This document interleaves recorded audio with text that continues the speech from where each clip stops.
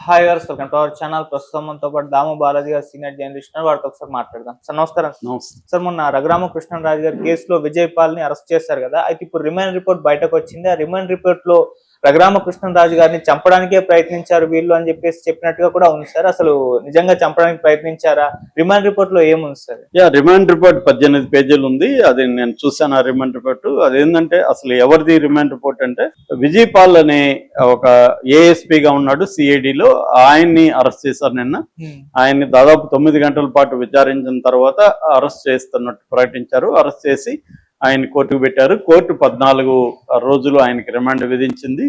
So దాంట్లో remand విధించినప్పుడు వీళ్ళు report submit చేస్తారు. ఆ రిపోర్ట్ 18 పేజీలు ఉంది. అందులో కొన్ని సంచలనమైన విషయాల్ని బయటికి తీసుకొచ్చారు పోలీసులు. అంటే ఇప్పటి వరకు తమ విచారణలో ఏం తేలింది అని చెప్పడానికి రఘురామకృష్ణరాజును చంపడానికి ప్లాన్ చేశారు, ఆయన్ని లాకప్ డెత్ చేయడానికి ప్లాన్ చేశారు అనేది సంచలనమైన ఆరోపణ. అంటే మామూలుగా రఘురామకృష్ణరాజు ఎప్పటి నుంచో ఇదే ఆరోపణ చేస్తున్నాడు. నన్ను 3 సార్లు చంపడానికి ట్రై చేశారు, నేను అదృష్టం బాగుండి బయటపడ్డాను, నన్ను తీవ్రంగా చిత్రహింసలు పెట్టారు అని ఆయన ఆరోపించాడు. దాని తర్వాత జగన్ ప్రభుత్వం కూలిపోగానే ఆయన జూలైలో గుంటూరులో వెళ్ళి కేసులు పెట్టాడు. అందులో మొదటి ముద్దాయి సునీల్ కుమార్, ఆయన సిఐడి చీఫ్ గా ఉన్నాడు. రెండో ముద్దాయి సిఎస్ఆర్ ఆంజనేయులు, ఆయన ఎస్ఐబి చీఫ్ గా ఉన్నాడు, స్పెషల్ ఇంటెలిజెన్స్ బ్యూరో. ఆయన ఆధ్వర్యంలోనే ఇవన్నీ జరిగిందని చెప్పాడు. మూడో ముద్దాయి విజయ్ పాల్, అక్యూజన్ నెంబర్ 3. ఈ విజయ్ పాల్ వచ్చి అప్పట్లో సిఐడి ఫస్ట్ ఏఎస్పీగా ఉన్నాడు, తర్వాత ఓఎస్పీగా కూడా సిఐడికి ఆయన పనిచేస్తాడు. ఇక 4వ ముద్దాయి Guntur government hospital superintendent Prabhavati. ఆమె తప్పుడు రిపోర్ట్ ఇచ్చింది.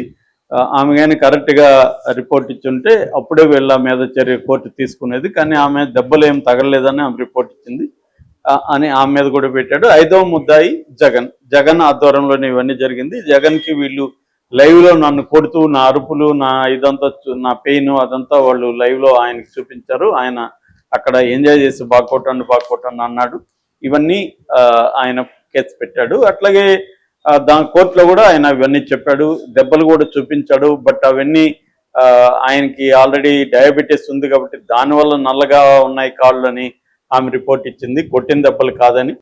సో వాళ్ళు కూడా అది ప్లాన్డ్ గా, అందుకని అరికాళ్ళ మీదనే ఎక్కువగా కొట్టారు, రబ్బర్ లాఠీలతో ఎక్కువగా కొట్టారు అనేది చెప్పారు. ఇది విజయ్ పాల్ దగ్గరుండి ఇవన్నీ చేశాడు సో అని ఆయన గట్టిగా రిపోర్ట్ లో ఇచ్చాడు. దాన్ని పోలీసులు సీరియస్ గా తీసుకున్నారు.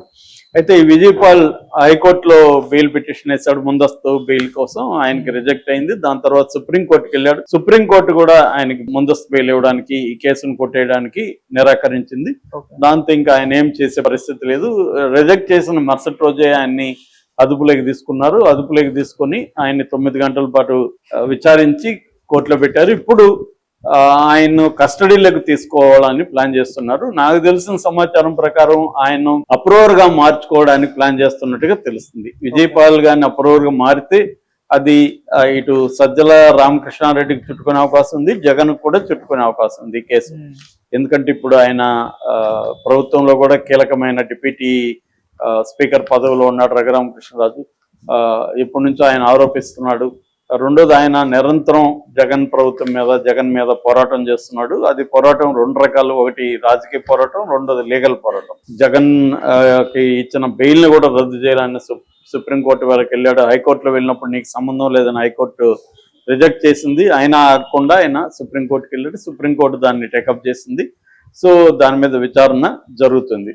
సో అంటే ఆయన అంటారు, అతడే ఒక సైన్యం లాగా ఆయన ఒంటరిగానే జగన్ మీద పోరాటం చేశాడు. బట్ ఆయనకి తెలుగుదేశం మీడియా కానీ, తెలుగుదేశం నాయకులు కానీ సపోర్ట్ అయితే తర్వాత కాలంలో సపోర్ట్ చేశారు. సో దానికి తగినట్టే ఆయన అనుకున్న స్పీకర్ రాకపోయినా ఆయన డిప్యూటీ స్పీకర్గా అయితే ఆయనకి చంద్రబాబు ఇచ్చి ఆ రకంగా న్యాయం చేశాడు.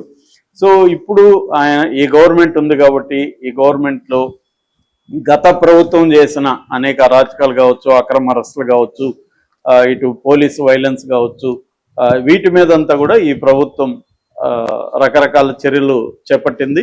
అందులో భాగంగానే విజయ్ పాల్ని అరెస్ట్ చేసింది. విజయ్ పాల్ గాని ఇప్పుడు అప్రూవర్ గా మారితే మాత్రం ఇటు సునీల్ కుమార్, అటు సిఎస్ఆర్ ఆంజనేయులు, ప్రభావతి, జగన్, సజ్జల వీళ్ళందరికీ కూడా సీరియస్ అయ్యే అవకాశం ఉంది. ఎందుకంటే అప్రూవర్గా మారినప్పుడు ఆ కేసు కొంత గట్టిగా నిలుస్తుంది. రెండోది ఈయన ఇన్వాల్వ్మెంట్ ఉంది కాబట్టి డైరెక్ట్గా ఈయన చెప్పగలడు. ఇప్పుడు రేపు ఈయన అప్రూవర్గా మారి కొట్టింది నిజమే, చంపాలనుకున్నది కూడా నిజమే, ఇదంతా జగన్ ఆదేశాల ప్రకారమే జరిగిందంటే మాత్రం ఖచ్చితంగా జగన్ కూడా అరెస్ట్ చేసే అవకాశం ఉంది. ఇది సీరియస్ అలిగేషన్, అంటే అటెంప్ట్ టు మర్డర్ కిందకు వస్తుంది. అటెంప్ట్ టు మర్డర్ అనేది లైఫ్ కూడా పడే అవకాశం ఉంది కాబట్టి బెయిల్ కూడా అంత ఈజీగా రాదు. నాన్ బెయిలబుల్ కేసు సెక్షన్ల కింద వీళ్ళ మీద కేసులు పెట్టే అవకాశం కనబడుతుంది. సో అందుకని రిమాండ్ రిపోర్టు ఈ రకంగా తీసుకెళ్తున్నట్టుగా మనకు కనబడుతుంది. అంటే ఇది హత్యా ప్రయత్నం అనేది సీరియస్ క్రైమ్. హత్య తర్వాత హత్య ప్రయత్నమే సీరియస్ క్రైమ్ కదా.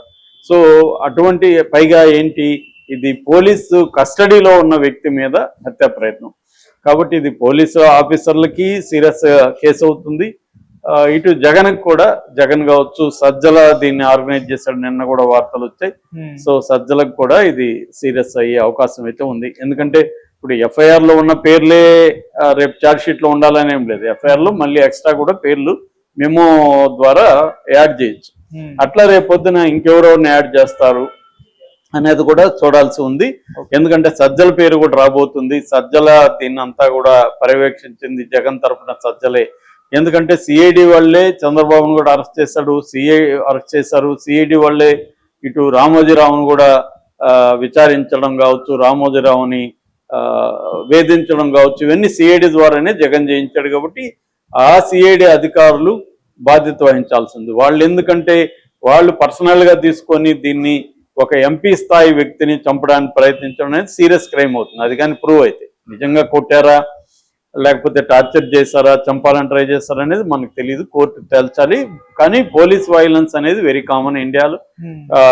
లాకప్ వైలెన్స్ అనేది కూడా వెరీ కామన్. లాకప్ డెత్లు కూడా వెరీ కామన్. అనేక సార్లు ఆమ్నెస్టీ ఇంటర్నేషనల్ లాంటి ఇంటర్నేషనల్ హ్యూమన్ రైట్స్ ఆర్గనైజేషన్స్ కూడా ఈ విషయాన్ని తీసుకోలేదు. అంటే హ్యూమన్ రైట్స్ వైలేషన్లో ఇండియా వర్స్ట్ కంట్రీస్ లో ఇండియా కూడా ఒకటి.